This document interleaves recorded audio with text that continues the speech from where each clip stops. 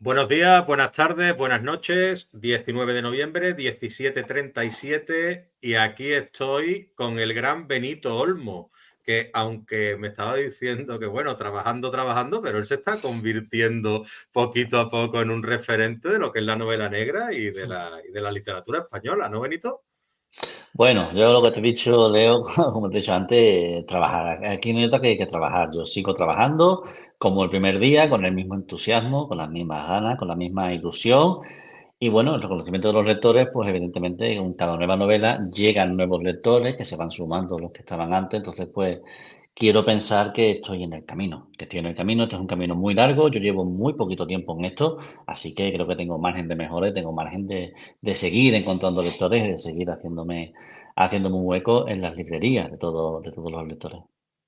Muy bien, Benito Olmo de Cádiz como yo, otro paisano que se Mm. suma a Alberto Puyana, que se suma a Eduardo Formanti, que se suma a Sebastián G. Sancho, que se suma a mucha de la gente, David Peyuste, Jesús Relinque, mucha de la gente de Cádiz que estoy entrevistando aquí, aparte de todo el panorama nacional e internacional.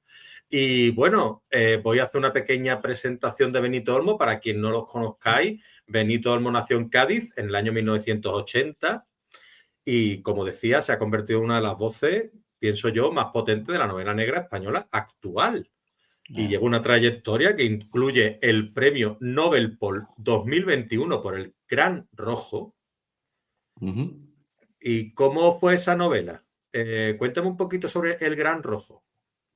Uf, el Gran Rojo fue, eso sí que fue un desafío curioso. Además, tengo la novela por aquí, además, Sí, que sí, la por tengo a favor, mano. muéstranosla. Ahí Fíjate, está. Y el ahora Gran me vas a Rojo. leer la sinopsis cuando puedas, por favor. Sí, pues la sinopsis es, mira, Mascarell es el tipo al que recurres cuando no te queda otra salida.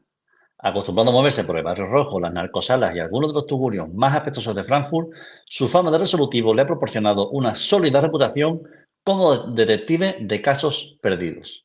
Sin embargo, un mal día se verá obligado a hacer frente a un encargo más extraño de lo habitual y demasiado bien remunerado para ser legal.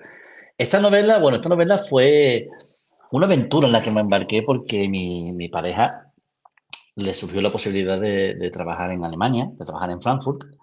Entonces, pues yo me vine aquí con ella. Yo por entonces ya había dejado mi último trabajo honrado. Mi último trabajo honrado fue como policía portuario. Y entonces yo ya me dedicaba a la escritura, en sentido amplio, ¿no? Me dedicaba a escribir, a las charlas también, a dar algunos talleres. Pero yo digamos que ya vivía un poco de los libros y de la escritura. Entonces, como digo, me trasladé a Frankfurt. Claro, una ciudad como Frankfurt, un país como Alemania, donde yo no conocía prácticamente a nadie, donde el idioma para mí también era desconocido, era una barrera, es un sitio pues bastante gris y bastante complicado de empezar una nueva vida allí, viniendo de Cádiz. ¿Qué hice yo? Pues yo me lo tomé aquello como un desafío y me fui a Frankfurt a escribir una novela en la que hablase de Frankfurt, en la que hablase de un detective gaditano que recala en Frankfurt por una serie de historias y se busca la vida allí como puede. Entonces, bueno, esta novela fue una excusa también para hacerme con la ciudad. Yo todos los días salía de casa y miraba la ciudad con ojos de escritor. Yo me daba un paseo por el barrio rojo, por las narcosalas, por el barrio financiero, donde estaban los rascacielos, todo estaba prácticamente en la misma manzana, ¿no? Entonces yo miraba y lo que veía luego iba a casa y lo volcaba, lo vomitaba todo en la libreta o en el ordenador y así fui configurando esta historia. De hecho, hay dos protagonistas en la novela y este detective que te digo, la parte que narra el detective, está escrita en primera persona y en presente. Por un motivo, presente por este motivo, porque es una novela que está escrita de una forma muy intuitiva. Conforme yo iba viendo cosas, las iba añadiendo a la novela. Iba buscando la forma de que encajaran. Al final resultó un rompecabezas que me ayudó, como digo, a llevar la ciudad a mi terreno, a llevármela a mi terreno, decir, oye, estoy aquí, estoy en una ciudad fría, con gente que no habla mi idioma, con tal, pero estoy aquí por un motivo, para escribir una novela. Y entonces ese desafío me ayudó a hacerme con la ciudad. Y bueno, muy satisfecho con El Gran Rojo, muy satisfecho con esta novela y además que ganó este premio, el premio Nobel Paul, que es el premio, como sabes, que conceden libreros, lectores, otros escritores que deciden cada año la que les ha parecido la mejor novela. Yo no creo que sea la mejor novela que se escribió en ese año, pero sí que es verdad que tener ese beneplácito de tantos compañeros y de tantos lectores de novela negra, bueno, Es un orgullo, es una satisfacción porque además, como sabes, el lector de novela negra es un lector muy complicado. Es un lector muy, muy, muy complicado porque viene de vuelta de todo. Tú a un lector que viene de leer a Hammett, a Chandler, a Patricia Highsmith, a Arantxa Portavales, tú no puedes andarle con medias tintas, tú no puedes marearlo, no le puedes dejar pistas falsas, no. Ese lector sabe que ha habido un crimen, va a recelar de los sospechosos más habituales, se conoce todos los trucos porque ya se lo ha leído todo antes, entonces ese lector hay que ser muy respetuoso con él, hay que tener mucho cuidado con él y tratarlo con muchísimo respeto porque, como digo, viene de vuelta de todas. Y al final ese es el desafío, ese es el desafío, crear una novela que contente a esos lectores y esté a la altura de la que ellos merecen. Hay que tenerlos cuadrados para llegar a Frankfurt y ponerte a escribir una novela sobre Frankfurt. Hay que tener valentía, ¿no? Ujú. ¿Se necesita valentía para ser escritor? Bueno, más que valentía, yo creo que un poco de inconsciencia, ¿no? Porque la escritura al final es un oficio complicado, un oficio complicado y que requiere de mucha fe y muchas veces digo que los autores tenemos que tener un poco doble personalidad, ¿no? Por un lado, tenemos que creer en lo que hacemos, tenemos que confiar en que nuestra historia es buena, de que va a interesar a la gente, de que va a llegar, porque si no, cuando tú te pasas un año y medio escribiendo una novela, es muy fácil perder el sentido y es muy fácil perder de vista el objetivo final y que la historia deje de entusiasmarte. Entonces, por un lado, hay que entusiasmarse con lo que hace. Pero por otro, también debemos saber que todo es mejorable. Todo en esta vida es susceptible de mejorar.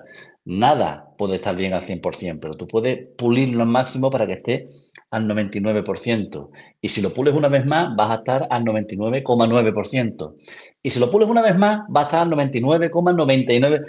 Es decir, vas a estar un poco más cerca de la perfección, que al final es lo que nunca alcanzamos, ¿no? Entonces ese es el nivel de exigencia. Por lo tanto, por un lado, tenemos que creer en lo que hacemos, por otro lado, tenemos que saber, tener los pies en la tierra y saber que todo es susceptible de mejorarse. Y como digo, es un oficio muy hermoso, muy hermoso. Yo me dedico a lo que me apasiono. Yo he tenido muchos trabajos en mi vida. Yo he repartido páginas amarillas, he sido camarero, he sido reponedor en supermercados, he sido policía portuario, he sido monitor en gimnasios, he sido profesor de boxeo. Pero al final, yo como me he sentido haciendo lo que quiero hacer, lo que creo que debo hacer, es escribiendo. Entonces yo, por ejemplo, que a mí nunca me ha gustado madrugar, ahora sí madrugo. Madrugo mucho y con mucha alegría porque madrugo para escribir. Entonces me siento muy realizado y muy satisfecho. Entonces yo eso pues no lo cambio por nada. Qué bonito lo que has dicho de amanecer y Eh, madrugar. Te llega con el tiempo el premio Lloret Negre 2024 y el premio Cubelles Noir 2025, que son dos de los premios más mm. reputados también del panorama nacional e internacional. ¿Cómo los recibes tú por Tinta y Fuego, esos dos premios? Bueno, la alegría de que una novela obtenga esos reconocimientos, pues bueno, ayuda. Ayuda también porque al final cuando uno escribe es muy complicado claro, son premios que se conceden a una novela que fue publicada el año anterior, ¿vale? En el 25 se falla el premio a la novela del 2024. Entonces, claro, tú sabes que cuando uno escribe, la vida de los libros en el mercado es muy corta y cada vez más, porque cada día llegan 300, 400 novedades a la librería. Entonces, un libro deja muy pronto de ser una novedad, ¿vale? En 2 o 3 meses el libro suele desaparecer de la mesa de novedades y entonces ya cuesta más encontrarlo.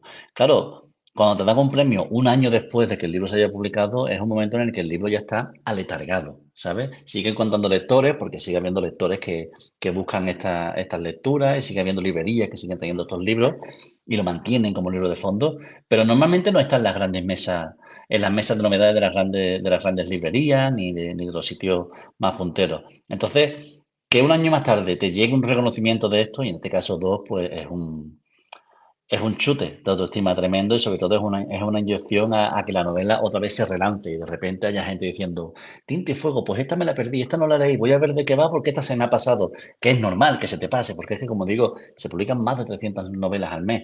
Es imposible leer todo lo que se publica o estar enterado de todo lo que se publica.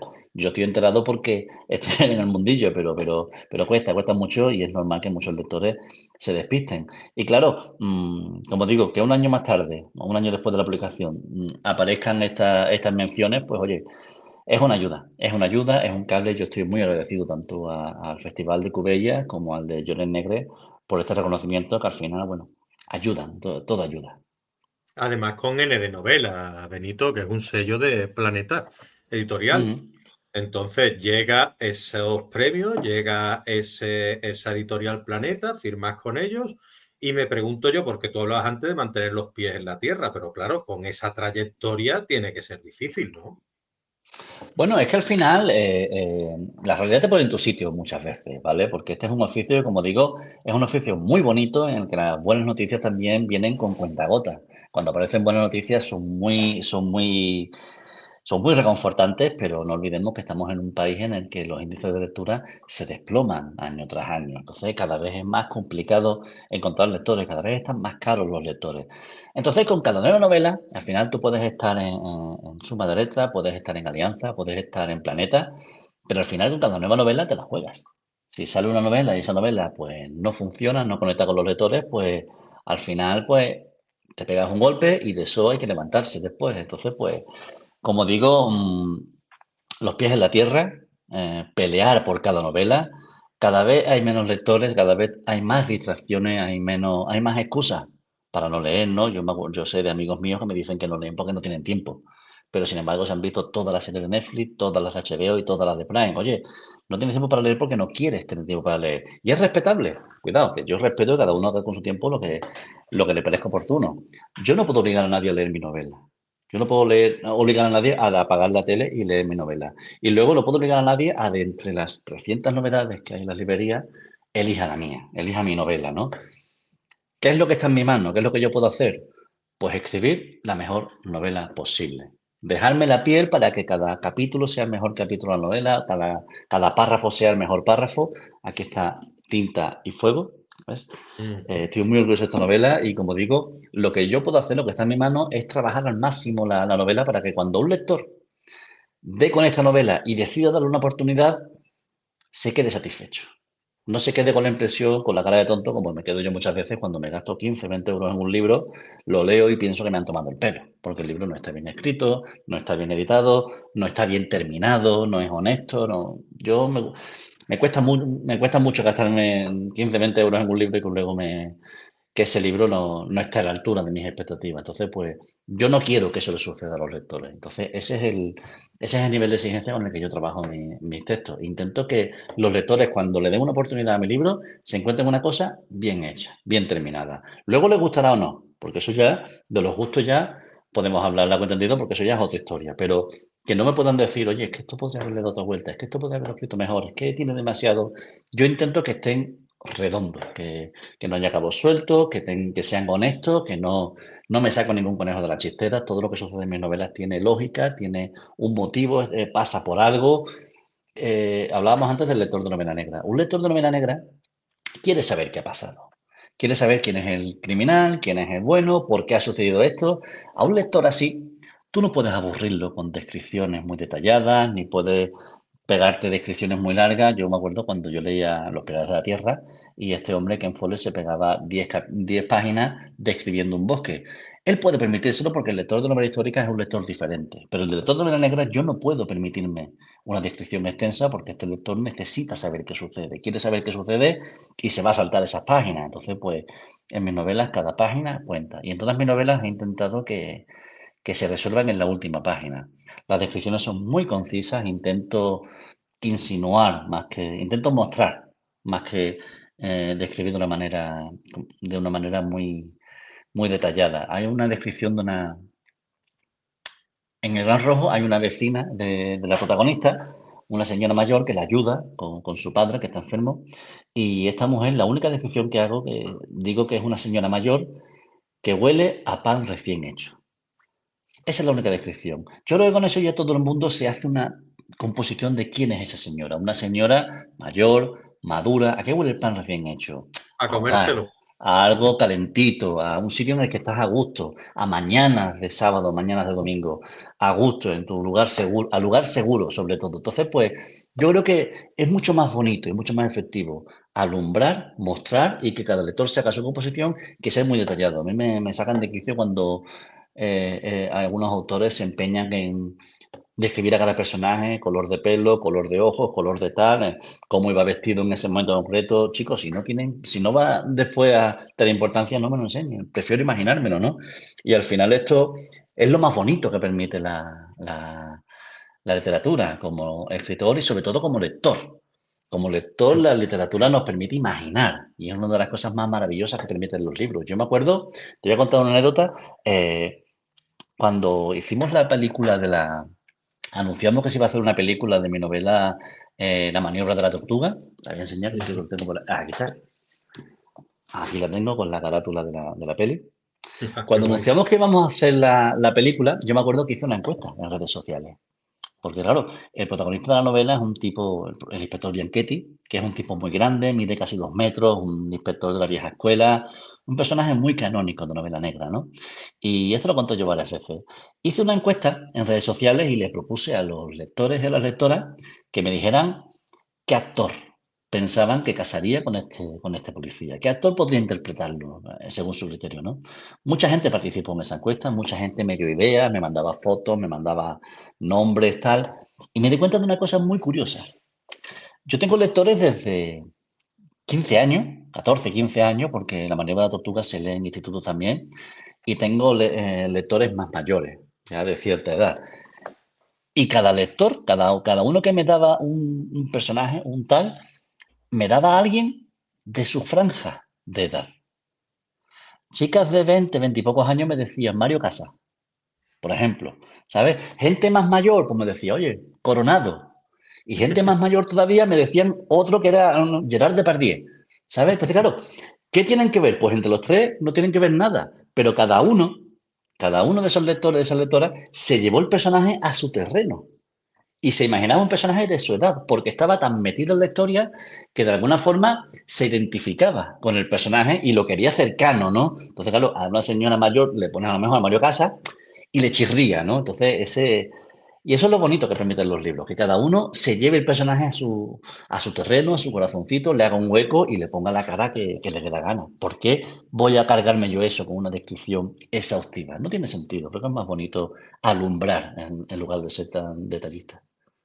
Me parece muy bien. Hablando de lo que acabas de comentar, de esa adaptación cinematográfica de La maniobra de la tortuga, dirigida por Juan Miguel del Castillo y protagonizada por Natalia de Molina, te apuntaste con fuerza en el panorama nacional también del cine en ese momento, porque claro, que seas el autor de la novela, pero aparte eres autor de 6 novelas en total y 2 audioseries.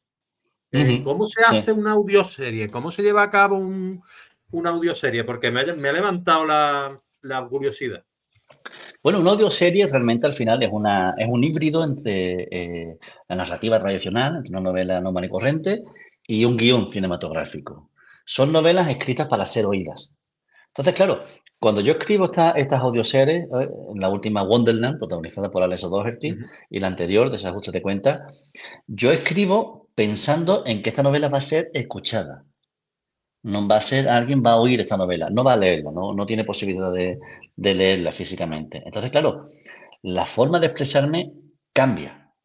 Y aunque no tengo cierto, no puedo permitirme a lo mejor muchos personajes diferentes, saltos en el tiempo, porque pierdo al que está oyendo, yo intento que la escucha sea muy intuitiva. Claro, al escribir una historia para que sea escuchada, yo me puedo permitir echar mano de todo el arsenal narrativo, todo el arsenal auditivo que tenemos en nuestra cabeza.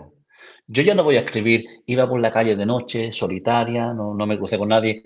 Ahora lo que hago es que meto un efecto de sonido con una calle de noche, con una sirena a lo lejos, un gato que maulla, un no sé dónde. Ahora, por ejemplo, no voy a decir, se escuchó un disparo. Ahora los lectores van a oír ese disparo. Entonces me permito quitarme ciertos párrafos, sustituirlos por elementos sonoros y eso enriquece la narración, porque al final es como si estuviera escuchando una serie. Y es interesante porque no es un audiolibro. Un audiolibro es una persona leyendo un libro en voz alta. Esto es otra cosa. De hecho, como te he dicho, Wonderland, la última audioserie, que tiene 2 temporadas, está protagonizada por Alex O'Doherty. Como sabes, es un actor de San Fernando, un actor como la Sí, copa de sí, un sí, sí, pino, sí, y sí, sí, sí. que en Wonderland hace el papel de su vida, porque da vida a un inspector de policía descarado, de Cádiz que recala en Madrid, en este sitio llamado Wonderland, que si no lo sabes, Wonderland era mi interpretación, la interpretación que yo hice del Eurovegas, que iba a ser construido en Madrid. Un Eurovegas que al final este proyecto se truncó, no salió por desavenencia, por historia, y menos mal que no salió, porque aquello iba a ser la hostia. Aquello iba a ser la ciudad del pecado, pero en Madrid.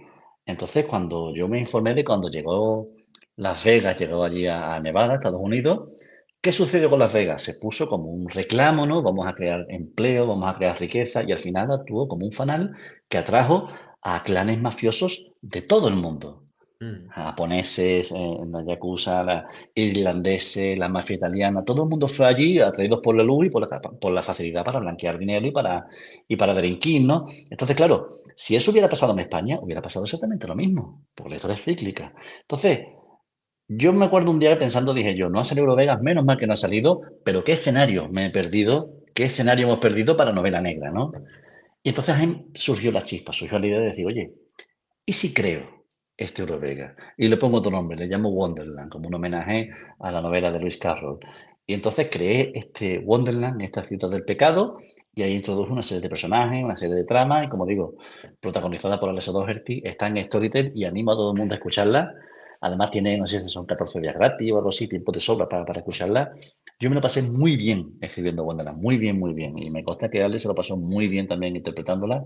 He hablado con él varias veces de esto y quedó muy chula esta audioserie. Pues a mí que me gusta caminar, pues ahí queda anotada. Y queda anotada también esa pildorita de sabiduría que has dicho de que si eres futbolero me entenderás, que aplicas un poquito el cholismo a las novelas. Es decir, cada novela un partido, paso Ujú, a paso. Y si una novela no sale bien, amigo, cuidado y tienes que empeñarte al máximo. Nunca se está en la cúspide ujú. y hay que seguir y seguir y seguir. ¿Qué Sí, hay? Sí, dime, perdona, Benito. sí, no, lo que te digo, que si no sale bien hay que seguir, pero que si no sale bien, que no sea por ti. Porque al final es eso, ¿no? Si una novela a lo mejor fracasa, no encuentra lectores, que no sea porque está mal escrita, porque está hecha de forma apresurada. Yo tengo que dar el máximo en cada novela. Si esto lleva mi nombre, tiene que ser lo mejor que yo haya podido dar. Y si hay que dar otra vuelta, se la doy. Y si después hay que dar otra vuelta, se la doy otra vez, lo que haga falta. Porque tiene que llegar lo mejor posible a los lectores. Si no funciona, que no sea por mí, que sea por otra historia. Estupendo, es una buena filosofía. Y te pregunto yo, has dicho que tú has trabajado, no se te han caído los anillos, has trabajado de muchísimas cosas, Ujú, reponedor, has trabajado también de policía portuario. ujú. ¿Qué te ha dejado todos esos trabajos anteriores al escritor para después tú poder representar esa experiencia que has ido recogiendo a lo largo del tiempo a la hora de escribir? ¿Te ha ayudado a ti todo ese recorrido laboral a la hora de ser escritor? Bueno, pues a ver, no quiero que suene como no tiene que sonar, ¿vale? Pero yo creo que al final vivir con los pies en la tierra y vivir pegado a la tierra y teniendo que llevar un plato a casa, al final te hace estar más conectado con la realidad y permite que encares la novela y en especial la novela negra con rigor, con seriedad y sabiendo de lo que hablas, ¿no? Yo conozco unos cuantos autores y autoras de novela negra que lo han tenido bastante más fácil que yo, porque vienen de la familia tal, porque son duques de no sé cuánto, y claro, escriben por hobby, escriben por tal, de repente pues están publicando. Claro, escriben una novela negra a mi entender, muy edulcorada, muy de lo que he visto por la tele, de lo que he leído, pero no de haber vivido, no de haber corrido por los bloques, no de haberte encontrado, en fin, historias, no de haber tenido que correr por el barrio por la calle Barbate, por aquella zona, de no haber tenido que, claro, esas cosas curten al final, aunque no lo parezca, ¿no? Tú, al final somos lo que vivimos, lo que escribimos. Yo no soy la misma persona que hace 10 años, por ejemplo, y al final, cuando uno tiene que trabajar, cuando uno es clase obrera, cuando uno siente frío, cuando uno tiene hambre, cuando uno sabe que tiene que buscarse las habichuelas, pues al final, cuando escribe sobre todo novela negra, la escribe desde un lugar muy real, muy veraz, ¿no? Entonces, claro, al final no podemos olvidar eso, no podemos olvidar eso porque es lo que somos, es de donde venimos y como digo, hay autores que con todo mi respeto escriben otro tipo de novela, que a lo mejor que tiene crímenes, tiene policía, tiene ladrones, pero defienden otro tipo de historia. Al final la novela negra es una novela social, es una novela política, es una novela que va contra el poder. Y en mis novelas la constante que hay, desde La maniobra de la tortuga hasta Titi y Fuego, hay una constante que se repite constante, una vez detrás de otra, que es la impunidad. La impunidad que da el dinero, la impunidad que da el poder. ¿Quién va a la cárcel? Le digo, ¿quién va a la cárcel? A la cárcel va el pringao. Yo he estado dando charlas en cárceles y en la cárcel es muy raro que encuentres tú allí no sé, a un noble, a un rico, a un millonetti, a alguien que ha defraudado, a alguien que ha hecho un desfalco. A la cárcel va el pringao, el que no tiene donde caerse muerto, el que no tiene para pagarse un abogado, para pagarse una coartada, para pagarse un testigo, el que no tiene nada de eso, pues al final pues termina en la cárcel porque no da para más. Entonces, esa impunidad a mí me saca de quicio. Y hablando de mis trabajos anteriores, vamos, el último trabajo honrado que tuve fue precisamente, como te he dicho, de policía portuario. Allí en el muelle, en el ecosistema del muelle, yo me encontraba con muchos tipos de personas. Pero te voy a hablar de dos tipos, muy concretos, ¿vale? La parte más, mm, vamos a decir, la más humilde, digamos, ¿no? El que va al muelle a buscarse la vida, a pedir 4 pescadillas y luego te lo ves en la Cruz Verde vendiéndola. El que va allí a trapichear con 4 piedras porque va a buscarse la vida. El que viene de Barbate en el barco después de una semana por ahí y viene hecho un berraco, porque viene como como un salvaje y tienes que tratar con esa persona. Y luego en el otro punto de la balanza tienes que tratar con otro tipo de cliente, vamos a llamarlos clientes, los grandes armadores, los dueños de las navieras, los dueños de camiones, de tal. Claro, yo he tratado con los dos. Y es mucho más complicado tratar con los dueños, con los empresarios, porque no consienten que nadie les diga lo que tienen que hacer, no consienten que tú les digas, oye, no se puede hacer esto, como que no. Pero ¿sabes quién soy yo? ¿Tú sabes quién conozco yo? ¿Tú quieres que yo hable con tal? Claro, al final lidias con esa gente y a mí me sacaba mucho de quicio. Yo lo pasaba muy mal porque tenía que contenerme muchas veces y me daban ganas bueno, es un tema. Entonces, como digo, eso también te curte y ves que todos habitamos un mundo, habitamos un mundo, un mismo mundo, pero lo habitamos desde lugares diferentes. Y claro, yo estoy cómodo en mi sitio, todo lo que he vivido, todo lo que he trabajado, creo que me ha curtido. Sigo curtiéndome porque sigo currando mucho y en eso estamos, intentando escribir la mejor novela posible cada vez. Bueno, tenemos que Cádiz, nuestro Cádiz, corriendo por Mm, los bloques, las pasarelas, los pasos a nivel. Tú me entenderás a mm, todo lo que me refiero, ¿no? Eh, mm. el campillo, como es que nosotros, bueno, en Loreto había un campillo y tal, y lo teníamos que cruzar todos los días, era una odisea. Pero Eso es un tema. eso es un tema. Cuando había dos Cádiz, ¿no? La vía y después el Cádiz Es que será de la... tremendo. Yo me acuerdo porque yo además me fui fuera de Cádiz antes de que soterraran el tren. Yo me fui a vivir a Granada, tuve Te un fuiste tiempo en hace Granada. tiempo, ¿eh? Sí, sí, me fui antes y volví al poquito de haberse soterrado la vía. Y yo descubrí un Cádiz que no conocía. Porque yo por aquella Mm, zona no me aventuraba. Bueno, no se me ocurre aventurarme, me aventuraba si no mm, tenía más remedio. Pero no sé, hablamos de un Cádiz extinto, el Cádiz de los cuarteles de Varela, de los campos de exacto. fútbol que había allí, el Cádiz de correr por los bloques, de tirarse de Puente Canal, que todavía se sigue haciendo, en fin, y de un Cádiz muy salvaje. Una zona muy Mm, salvaje que era un territorio comanche y una época muy complicada, la época en la que la heroína estuvo pegando mm. fuerte y aquello era, vamos, como tú dices, una odisea pasar por determinados lugares. Y al final, pues bueno, quien va a Cádiz ahora no ve eso. No ve No. eso. Yo me acuerdo cuando yo escribí La maniobra de la tortuga, yo quise mostrar un Cádiz real. Un Cádiz que tú y yo lo conocemos. En Cádiz, el que viene de fuera, pues se encuentra una ciudad con mucha luz, con mucha alegría, Eso, con eso. pescadito, con el vino, con el tal, con el El flamenco. carnaval, el carnaval. El carnaval, claro, se encuentra con un Cádiz festivo, ¿no? La ciudad que sonríe. ¿Te acuerdas Sí, de sí, sí, sí. aquel que Pero tanto, estaba, tanto pero daño estaba nos hizo? el 35% de la gente en paro prácticamente, con el Cádiz Exactamente. que Entonces, sonríe. claro, yo intento escribir un Cádiz real. Y yo me acuerdo cuando escribí este Cádiz real, este Cádiz oscuro, este Cádiz de novela negra, mucha gente me lo elogió. Mucha gente estaba muy harta Sí, de que sí. siempre se mostrara la cara amable, de que siempre fuéramos el sitio para venir a reír, para venir a verte todo, que en Cádiz hay historia. En Cádiz hay problemas. Y en Cádiz malaje también. En Cádiz malaje. Yo soy un buen malaje de Cádiz. Entonces, claro, esas cosas, pues, está bien representarlas. Está bien te ha pasado estando representarlas. fuera, Benito, de que te diga alguien, cuéntame un chiste, Así, me ha o tú pasado. sabrás tocar la guitarra, ¿no? O cántate una coplita y dices tú, pero vamos a ver. Me ha pasado muchas veces. Sí, lo llevaba antes bastante peor que ahora. Ahora ya pues, me río, ¿no? Pero es verdad Yo que igual. antes decía, no, la gente de Cádiz es más graciosa. Yo de verdad, los de Cádiz me río. Y yo me intentan decirle, vente un día que te voy a presentar yo 3 o 4 que te vas a hartar reír con ellos. Te vas a hartar reír, vamos. Que son para llevártelo a tu casa, vamos. Yo, Entonces, yo claro, me paso. yo intento escribir ese Cádiz real, ese Cádiz de verdad. Y como digo, yo escribí Maniobra de la Tortuga, yo no sabía cómo iban a recibir mis paisanos que yo mostrara este Cádiz, porque al final esto es como cuando ves algo con el microscopio, lo acercas tanto y al final lo ves deformado, ves las costuras, ves la parte fea, lo que no tiene que verse. Yo eso lo muestro. Yo me acuerdo en la maniobra de Tortuga, una de las escenas se desarrolla en la barriada de José Antonio, allí en el puerto de Santa María. Esta barriada ya no existe. De hecho, me hicieron la puñeta porque la destruyeron antes de que hiciéramos la película y no pudimos ir allá a rodar. Pero aquello era tremendo.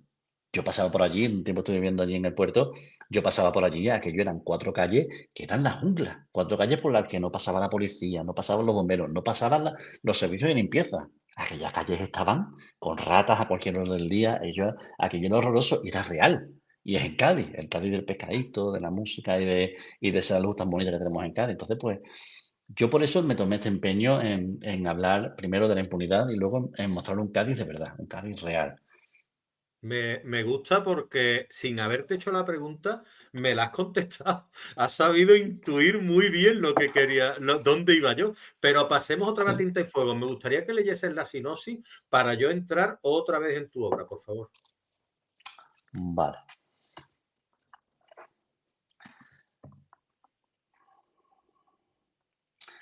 Greta es una reputada buscadora de libros raros y valiosos, aunque su popularidad ha caído en picado debido a la desaparición de una primera edición de Borges que debía tasar. Ahogada por las deudas, acepta un encargo insólito: encontrar la biblioteca de la familia Fritz Briones, perdida durante la Segunda Guerra Mundial. Este libro habla precisamente de uno de los asuntos más curiosos con los que yo me he encontrado en mi vida, un asunto que yo descubrí por casualidad. El robo de libros cometido por los nazis durante la Segunda Guerra Mundial. Estaba yo, me acuerdo, en casa y me apareció una noticia que yo no sé por qué me salió, pero el titular era un periódico de argentino, el titular era: libro robado por los nazis es devuelto a una familia de escritores argentinas. Este titular tenía muchos elementos que me llamaban la atención. Libros robados, nazi, que ha sido devuelto a esta familia. Yo leí la noticia y me puse en contacto con estas 3 hermanas, porque además me apetecía que me contaran ellas. Y ellas me dijeron, estas 3 hermanas, las hermanas Help, que un día recibieron una llamada de Berlín. Y un bibliotecario le dijo: me llamo Sebastián, trabajo en Berlín, en la Biblioteca Central de Berlín, y tengo aquí un libro que perteneció a vuestro padre. Y ellas se quedaron extrañadas porque es verdad que su padre nació en Berlín, pero siendo un niño emigró, se fue a Sudamérica con 15 años. ¿Por qué? Porque su madre era judía. Los nazis acababan de llegar al poder y entonces con las leyes de Nuremberg empezaron a ser perseguidos, hostigados. Su padre, como digo, con 15 años emigró, hizo su vida allí, se casó, tuvo hija y su padre nunca habló de su infancia. Nunca habló de cómo su ciudad, su país, se había convertido en un sitio hostil, de cómo sus vecinos le dieron la espalda, le hicieron el vacío, los maltrataron, los hostigaron hasta que los obligaron a huir. Su padre nunca habló de eso. Entonces, de alguna forma, cuando estas chicas recibieron este libro, conectaron con una parte de su pasado y con una parte de la vida de su padre que no conocían. Y este libro, que es un libro que en cualquier librería de segunda mano no tendrían más de 2 o 3 euros por él, porque es un libro muy común, para ella, sin embargo, tiene un valor incalculable. Claro, yo cuando me contaron esta historia, a mí me saltaron muchas preguntas, ¿no? Me pareció una labor muy hermosa, me pareció una cosa muy curiosa y también muy extraña, porque claro, ¿qué hacía ese libro en Berlín? ¿Cómo lo encontraron allí y cómo supieron que pertenecía a este hombre? Entonces, la siguiente parada era Berlín. Llamé a Berlín, conseguí localizar a este tipo, a Sebastián, me fui a Berlín a tener una cita con él, quedé con Jesús Cañada, autor de Cádiz también, buen amigo mío Otro, que vive en y a Berlín. N de novela, buen amigo mío también, tenemos amigos comunes. Claro, pues él vive en Berlín, habla muy bien alemán, entonces él vino conmigo y me ayudó para hacerme de traductor con Sebastián, porque mi alemán no era demasiado bueno. Y entonces hablamos con Sebastián y Sebastián me contó que ese libro apareció en una inspección fortuita, una inspección rutinaria de una biblioteca que fue donada, de una colección que fue donada de libros en 1951. Encontraron el nombre del propietario, Klaus Hilp, y su dirección. Entonces, claro, con esos datos que venían en la primera página del libro, se fueron al censo de Berlín anterior a 1951, tiraron para atrás y encontraron a la familia Hilp y por lo tanto a Klaus, el dueño del libro. Reconstruyeron su vida, dieron con las hermanas y se lo devolvieron. A mí me pareció muy hermoso, muy artesano, una forma de trabajar muy artesana y también muy innecesaria, ¿por qué no decirlo? Porque lo que te he dicho antes, es un libro que no es un libro valioso. No es un incunable, no es una primera edición, no es un libro que te lo vayan a quitar de las manos, una subasta. Tanto esfuerzo por devolver este libro. Pero es que Sebastián, mientras me contaba esto, me guiaba, bajamos unas escaleras, tomamos un ascensor, luego otras escaleras más, y cuando estábamos dos niveles bajo tierra, fue además muy cinematográfico, porque llegamos a una sala oscura, él le dio un interruptor en la pared y todo, ¡pa! Aunque sonó así, ¡pa! Y se empezaron a extender los fluorescentes, esto del techo, y me encontré en una sala repleta de libros, pero repleta que no te puedes ni imaginar. Librería tras librería, estantería tras estantería, libros que se entrecruzaban unos con otros. Yo me quedé asombrado y Sebastián me dijo, solamente en Berlín hay más de 1 millón de libros que proceden del saqueo nazi. Todos estos libros son los libros que mucha gente dejó atrás cuando tuvo que emigrar, cuando tuvo que huir del país, cuando fueron deportados, cuando fueron llevados a campos de concentración o cuando fueron asesinados. Dejaban sus libros atrás y los vendían o bien los donaban a la biblioteca. Entonces, claro, esos libros llegaron a las bibliotecas de forma ilegítima.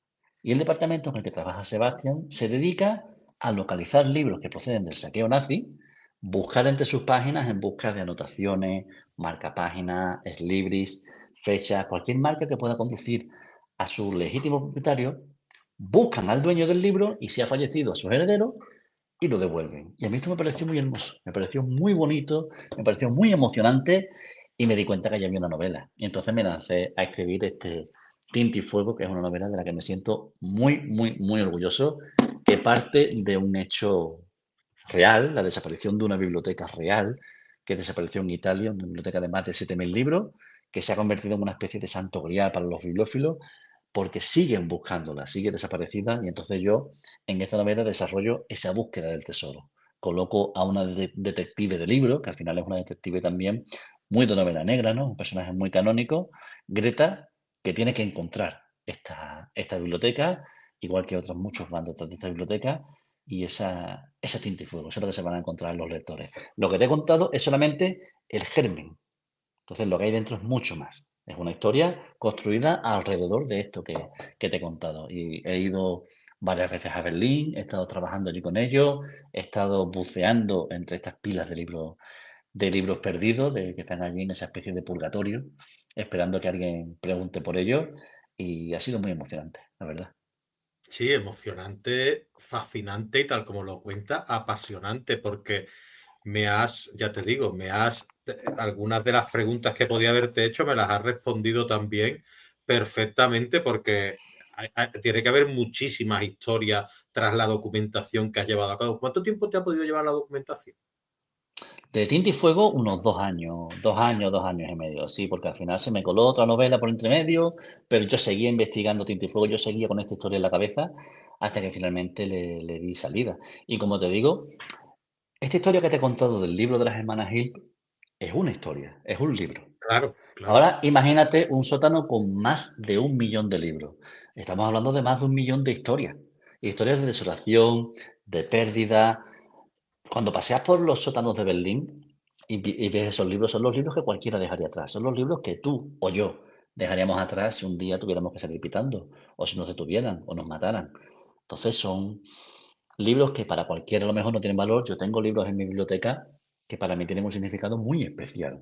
Que a lo mejor para ti no significan nada, pero para mí por el momento en el que los compré, por el momento en el que la persona que me los regaló, el momento en el que me lo leí. Hay libros que me han acompañado en momentos muy complicados. Entonces, esos libros se han quedado dentro de mí, tienen un valor muy especial. Yo, sin duda, si tuviera que desprenderme, si tuviera que salvar solo uno de los libros que tengo ahí, seguramente no sería ni el más valioso ni el más bonito, sino el que más significa para mí. Entonces, claro, cuando te paseas por esos sótanos y ves los libros, ves que hay libros de todo tipo. Hay muchas novelas, muchos libros de cocina, libros de plantas, libros de viajes, libros de plantas, montones. Estamos hablando de 1936, 1940, 1944, una época en la que no había internet. Entonces, cuando tú querías cuidar una planta, ¿tú a dónde ibas? A la biblioteca o a la librería en busca de libros que te hablaran de plantas. Tú querías cocinar y te ibas en busca de libros que te hablaran de cocina. Si querías saber historia, si querías viajar, quiero ir a Berlín. Yo me acuerdo que tenemos un libro allí que se llama Vivir y disfrutar en Berlín, que es un libro con los mejores sitios para pasarlo bien en Berlín, y está allí, abajo. Ese libro fue arrebatado a alguien, con lo cual su historia es bastante oscura. Y ahí, sobre todo, yo creo que lo que más hay son libros infantiles. Muchos libros infantiles, muchos libros de niños, y a mí eso me rompió el corazón.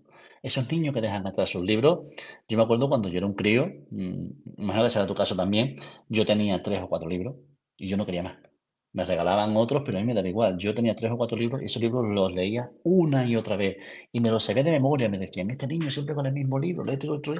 Y yo no quería. Entonces, si yo hubiera tenido que dejar atrás esos libros, algunos los tengo también por ahí, si hubiera tenido que dejar esos libros, pues de alguna forma me hubiera desprendido de parte de lo que yo soy, lo hubiera pasado bastante mal, ¿no? Entonces, pues, es descorazonador cuando paseas por allí y ves estos libros infantiles y luego te enteras de historias de libros que han conseguido devolver y es muy hermoso, es muy hermoso, es muy emotivo y como digo, yo al final miro el mundo con ojos de escritor y yo vi que ahí había una novela, ahí había una historia y entonces escribí Tinta y Fuego, que al final es un libro sobre libros, es un libro que los amantes de los libros y los amantes de la lectura van a disfrutar más porque hablo sobre todo de ese poder que tienen los libros, ¿no? Del valor que tienen los libros, que al final un libro tiene el valor que tú quieras darle.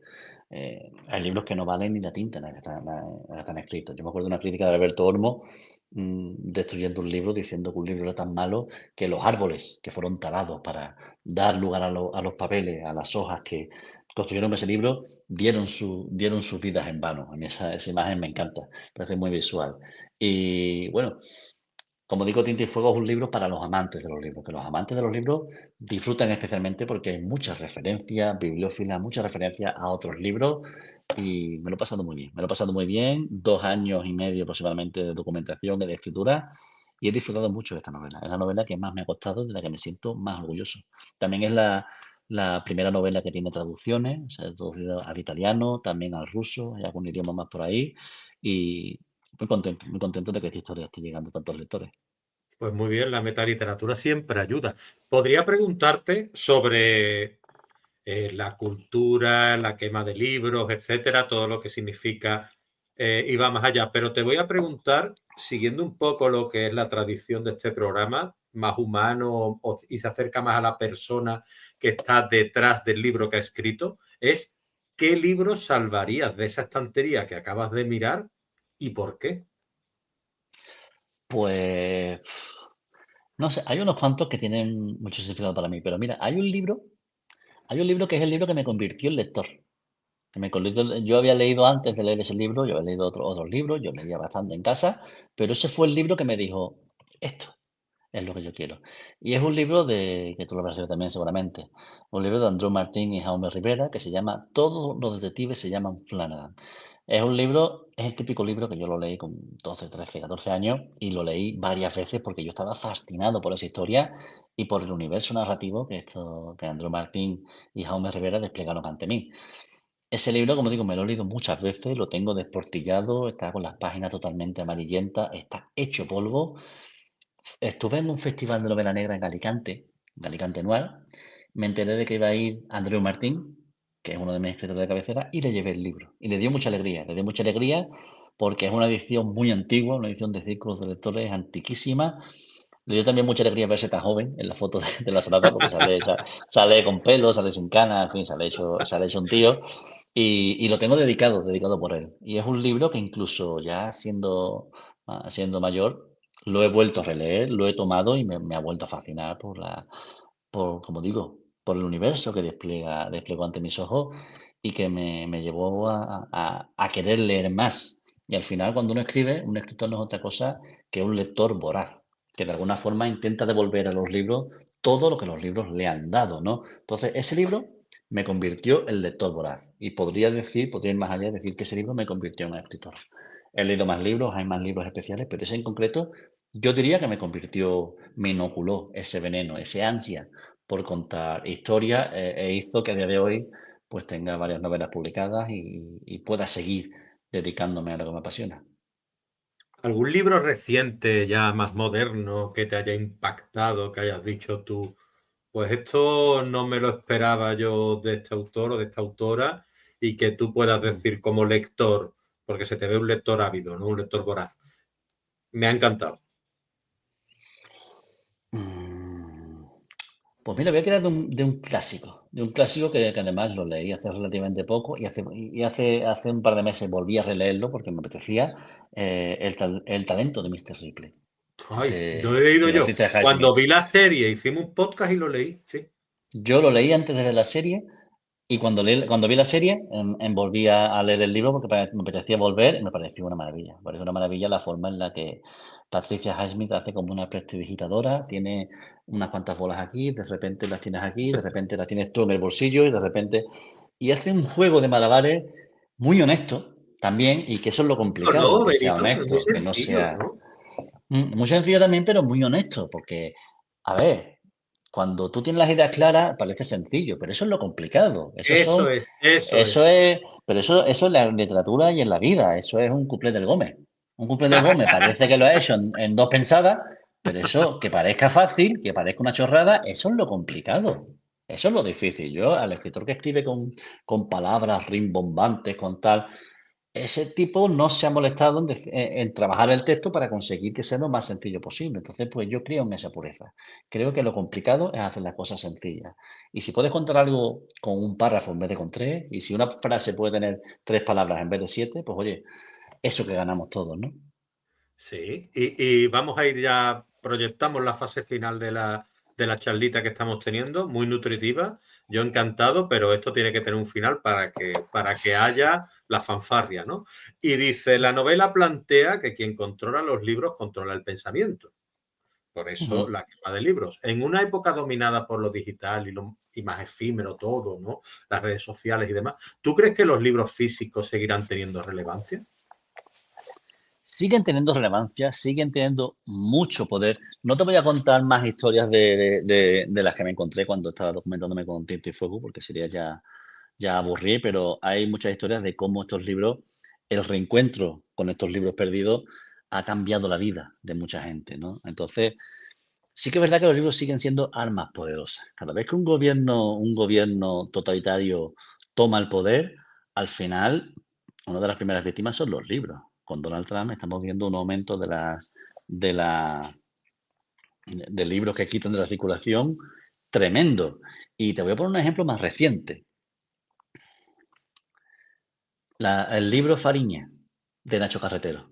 Uh -huh, uh -huh. Cuando Nacho Carretero sacó ese libro, Fariña, al mismo tiempo salió una serie de televisión, ¿vale? En Netflix creo Sí, que era. sí, sí, sí. Bueno, pues el libro, como sabe, el libro Fariña, eso fue unos debates porque el libro fue secuestrado. Los jueces dijeron que ese libro no podía salir, lo secuestraron, prohibieron que se vendiera, lo quitaron de las librerías, además lo persiguieron duramente y estuvo casi un año peleando con tribunales para conseguir que te dejaran sacar ese libro que estuvo secuestrado por los jueces, recordemos.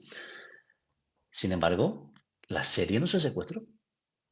Secuestraron No, el libro porque está escrito, porque tiene un peso, porque tiene un lugar, porque tú lo lees y te va a quedar, pero la serie no. La serie siguió adelante y siguió proyectándose y siguió en plataformas y cualquiera podía verla, mientras que el libro claro. estaba secuestrado. Entonces, eso es una muestra. Eso es toda una muestra de cuál es el poder de los libros y por qué el poder le tiene tanto miedo a los libros. Le tiene tanto miedo a gente formada, a gente culta, a gente difícil de manipular. Cuando tú pasas 3, 4, 5 horas al día como un imbécil mirando los TikTok, mirando el Instagram, mirando los stories, viendo lo que otros te están contando, al final te enteras de milongas porque te la cuentan ellos y al final es como todo, ¿no? Te enteras de lo que te quieres enterar, ¿no? Pero los libros son armas muy poderosas. Son armas muy poderosas. La palabra escrita sigue teniendo fuerza, por más que la quieran acallar. Y en ese sentido tengo esperanza. Tengo mucha esperanza porque la palabra escrita sigue teniendo mucho poder. No la pierdas, Benito, no la pierdas, porque yo estaré contigo con esa esperanza. Y por otro lado, ya para finalizar y concluir esta entrevista, quería preguntarte qué consejo, qué recomendación, qué le dirías a alguien que está empezando en esto, a ese Benito que comenzaba, que a lo mejor no creía tanto en él, que era más impostor, a otras personas que puedan ser de tu círculo que te digan, Benito, yo es que quiero escribir mi historia, pero yo no me atrevo. Pues, a ver, yo no soy nadie para dar consejos, porque como te he dicho antes, yo todavía tengo mucho margen de mejora, yo tengo mucho por hacer, yo llevo poco tiempo en este mundillo, entonces yo no creo que sea nadie para dar consejos. Sí que puedo rebotar consejos que me han dado a mí. Yo me acuerdo de un consejo que me dio Juan Ramón Bielma, buen amigo, grandísimo escritor, y me dijo que disfrutara escribiendo, que disfrutara. Y es verdad, porque este es un oficio, como digo, muy complicado. Tiene mucho de soledad, de robarle horas al reloj para escribir. Tú lo sabes que también escribe. En este oficio son infinitamente más las líneas que borramos, los párrafos que desechamos, que lo que después se queda. Es decir, escribir es una derrota continua. Encima los índices de lectura están por los suelos, por lo tanto, es un mercado complicado. Si encima no disfrutas, ¿qué haces? Búscate algo que te emocione, que disfrutes. Si no disfrutas, este no es tu sitio. Si disfrutas, pues sigue disfrutando y al final todo se pone en su sitio. Y otro consejo me lo dio Félix Palma. Félix Palma, grandísimo autor de Sanlúcar, es un autor de los más grandes que hay en este país. Eh, y este me acuerdo que le pedí un consejo y me lo escribió en una dedicatoria. Me dijo, cree en ti mismo y nunca pierdas la fe. Y al final es eso, cuando tú te pegas un año, 2 años escribiendo una novela y peleándote con el texto, tú no puedes perder la fe. Tú tienes que saber que lo que estás escribiendo es lo que quieres contar, que tú eres esa persona que está contando eso. Entonces, al final, la fe es muy importante en este oficio. No perder la fe, creer en ti mismo y, sobre todo, luchar por tus sueños, ¿no? Esto parece una frase de gurú, pero es verdad que al final, si no luchas por tus sueños, vas a luchar por los sueños de otro y eso pues no tiene sentido. Todo lo que hoy es realidad, alguna vez fue el sueño de alguien. Yo me gusta pensar, y esto lo he dicho más de una vez y es muy vanidoso, pero me da igual, que yo colecciono imposible. Es así. Yo colecciono imposible. Yo cuando empecé a escribir me decía, oye, yo empecé autoeditándome, autoedité 2 novelas antes de dar el salto y publicar con Suma. Me dijeron, oye, es imposible que llegues a una gran editorial, es imposible, hay mucha gente escribiendo, la gente cada vez lee menos, es un mercado complicado, es imposible. Y de repente, pues publiqué con una gran editorial, con Suma de Letras.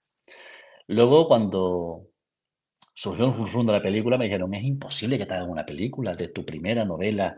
¿Cómo te van a hacer una peli de tu primera novela si hay autores grandísimos que nunca le han hecho una peli? ¿Tú quién eres? Esto, deja de soñar que esto es imposible que te hagan una peli. Y me hicieron la peli. Y he seguido y yo me acuerdo, trabajaba en el muelle y yo quería dejar mi trabajo de policía portuaria para dedicarme a escribir. Me dijeron, es imposible. En España es muy difícil. Solamente un 10% de los escritores de España se dedica solo a escribir. La inmensa mayoría de los escritores son abogados, son periodistas, son profesores, son otra cosa y escriben en su tiempo libre. Pues yo hace como 8 años lo conseguí. Era imposible y lo conseguí. Entonces, no hay que tener miedo a soñar. Hay que soñar alto, fuerte. Hay que soñar lo que está allá arriba. ¿Para qué vas a soñar algo fácil? Sueña algo difícil. Y luego, lucha por ello. Porque soñar no basta. Soñar puede soñar cualquiera. Lucha por ese sueño. Trabaja.